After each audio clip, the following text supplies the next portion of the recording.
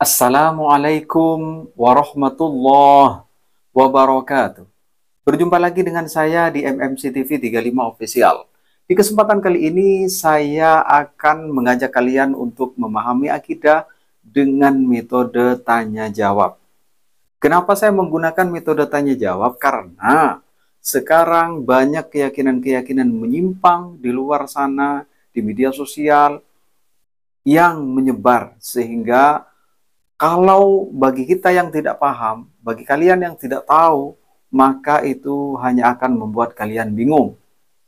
Bingung memahaminya, bingung cara menjawabnya, bingung cara menanggapinya.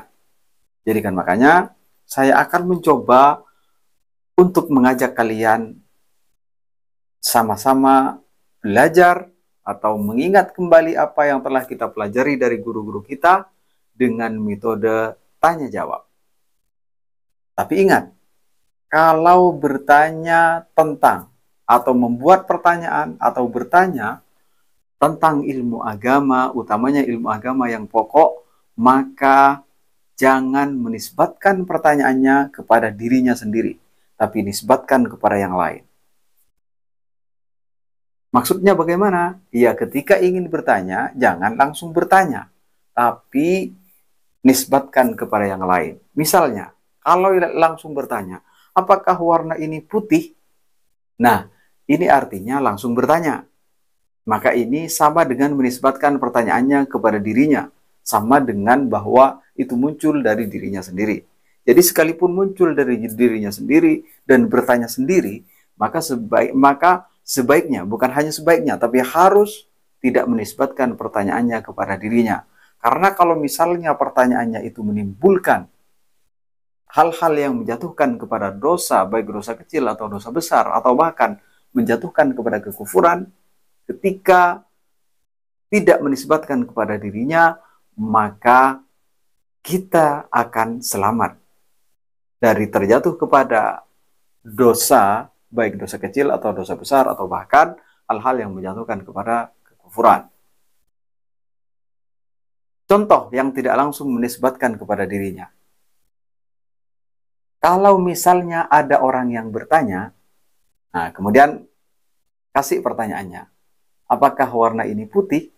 Nah, ini artinya tidak menisbatkan kepada dirinya, karena bilang kalau misalnya ada yang bertanya. Atau mengatakan seperti ini, ditanyakan. Nah, kemudian sebut pertanyaannya setelah menggunakan kata ditanyakan. Nah, dengan begitu maka kita akan selamat dari hal-hal yang menjatuhkan kepada dosa atau bahkan kepada kekufuran dari pertanyaan yang kita buat. Oke? Kita mulai. Kalau misalnya ada orang yang bertanya, Allah itu ada apa tidak?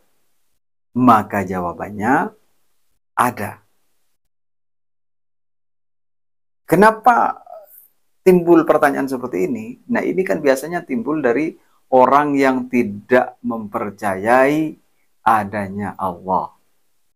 Atau orang yang dibuat ragu oleh golongan-golongan menyimpang. Seperti orang yang mengatakan bahwa sesuatu yang tidak terlihat berarti tidak ada. Nah, itu seperti itu.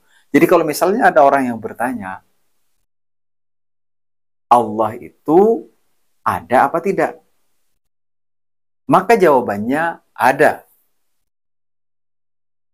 Kalau misalnya masih dikejar, kalau misalnya ada, apa bukti adanya Allah? Maka jawabannya adalah adanya alam. Lalu kalau misalnya ditanya, apa itu alam? Alam itu kullu ma siwallah, segala sesuatu selain Allah. Segala sesuatu selain Allah adalah ciptaan Allah.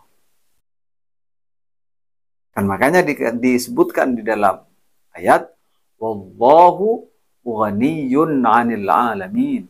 Allah tidak butuh kepada seluruh alam. Ya, maksudnya adalah tidak butuh kepada seluruh makhluknya.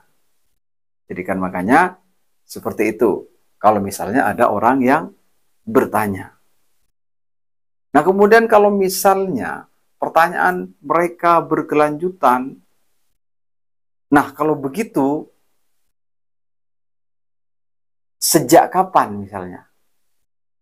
Misalnya ditanya lagi, sejak kapan adanya Allah? Atau kapan adanya Allah? Maka jawabannya akan saya jawab nanti di episode berikutnya. Dan makanya pantengin terus channel ini, nanti kalian insya Allah akan selamat dari hal-hal yang menyebabkan kalian bingung. Insya Allah, semampu saya. Jadi kalau misalnya ada yang kurang tepat, ada yang perlu kalian sempurnakan, silakan sempurnakan di kolom komentar di bawah. Oke? Wassalamualaikum warahmatullahi wabarakatuh.